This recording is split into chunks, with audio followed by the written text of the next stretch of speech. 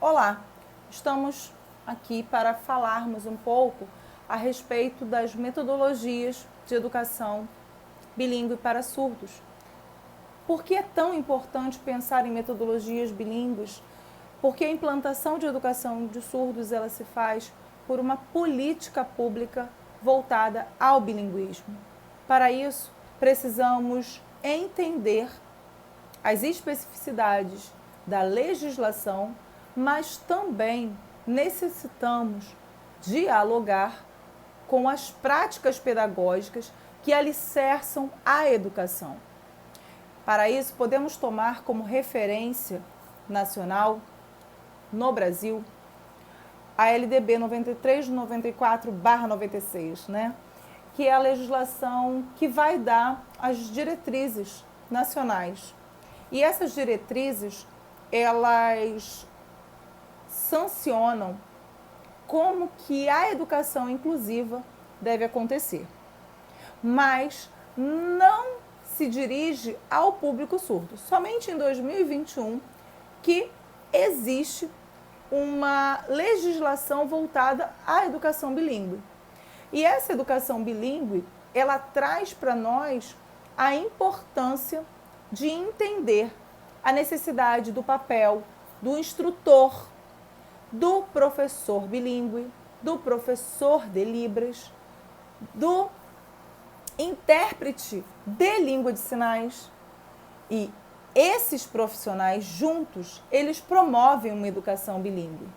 Mas esses profissionais sozinhos, eles não vão conseguir executar a educação, porque a educação ela perpassa por diversas esferas. Então, pensar nesses profissionais também faz importante pensar na política pública e metodológica, no currículo desse estudante. Então, o currículo de um estudante surdo, ele precisa ser diferente. Os livros didáticos, eles são elaborados, pensados na língua portuguesa, tomando como ponto de partida a língua portuguesa.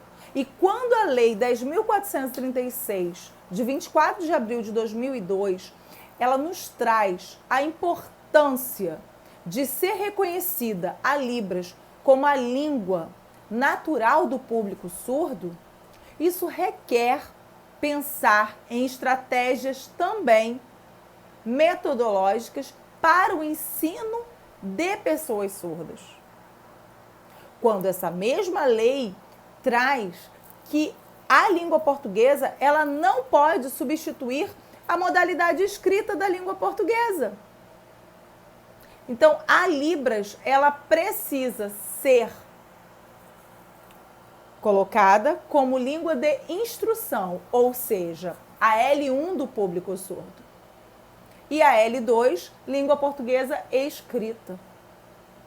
Mas como trazer isso para um cenário educacional se esse estudante recebe uma informação por meio de livros didáticos que são traduzidos para a L1? Aquilo que eu penso em L2 é diferente do que eu proponho numa L1.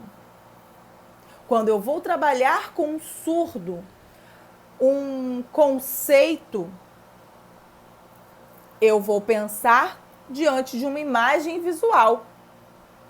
Eu vou trabalhar em cima de uma imagem, de um campo visual. Não vou me deter a um campo fonológico.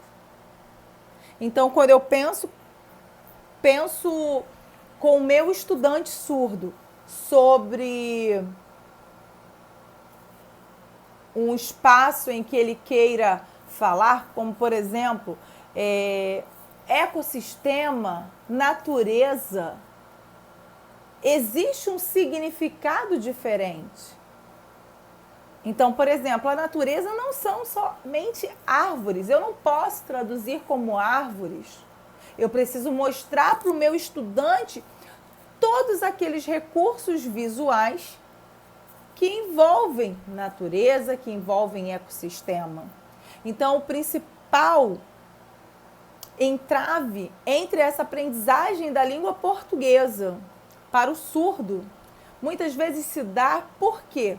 Porque a estratégia de inserção da língua escrita, ela é feita de forma tomando a língua oral como uma língua base para o ensino de uma L1, que é uma língua de sinais. Então, como que nós precisamos pensar?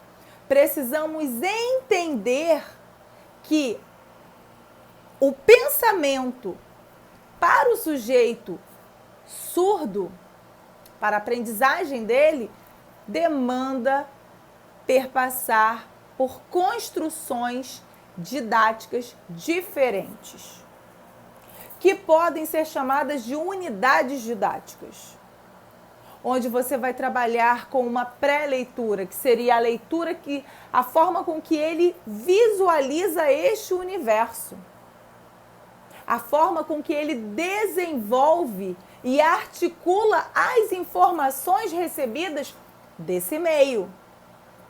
E para concluir, para consolidar essa aprendizagem, ele vai entender a aplicabilidade daquilo que ele aprende.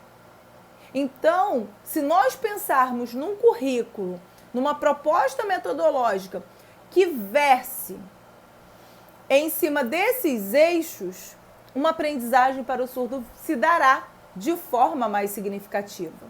Sendo assim, tanto o intérprete conseguirá fazer uma tradução sem dificuldades, o instrutor de Libras vai conseguir inserir a língua para esse sujeito, considerando a faixa etária, o professor de Libras conseguirá ensinar a L1, que é a língua de sinais, dentro do currículo para o estudante surdo.